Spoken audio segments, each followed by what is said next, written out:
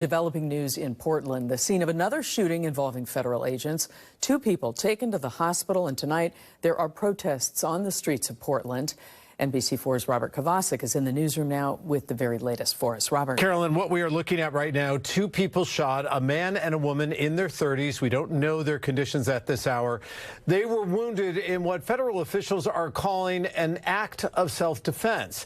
But as we show you video from just minutes ago, Portland right now is reacting.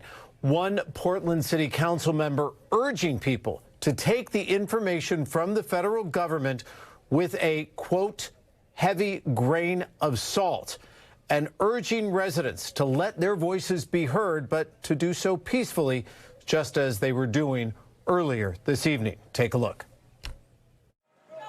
Tonight on the streets of Portland, what was initially planned as part of a nationwide protest over what happened in Minneapolis now has leaders there going live on television and urging calm after a shooting involving federal agents. In the words of Oregon's governor, this time in our own state, in our largest city, coming just one day after the tragedy in Minnesota. According to the Department of Homeland Security, Border Patrol agents were conducting a targeted vehicle stop.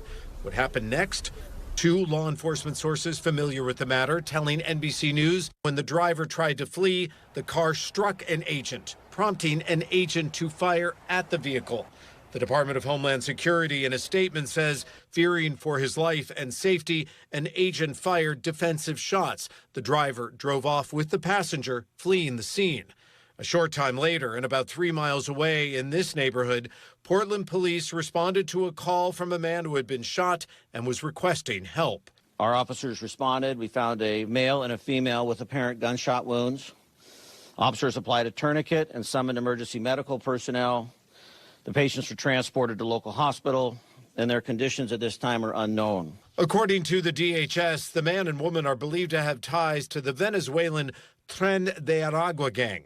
The FBI now leading the investigation. We are calling on ICE to halt all operations in Portland until a full and independent investigation can take place. Portland's mayor adding, violence in our community is devastating. These are not statistics. These are human beings. Portland is not a training ground for militarized agents. Now, tonight, the FBI Portland office says it is investigating an assault on federal officers involving 2 Customs and Border Protection agents. The agency says 2 people who fled the scene immediately following the shooting are being treated for their injuries. We're going to continue to monitor what is happening right now on the streets of Portland in these overnight hours, and should have more for you tomorrow on Today in LA. For now, in our newsroom, I'm Robert Kovacik. Carolyn? Robert, thank you.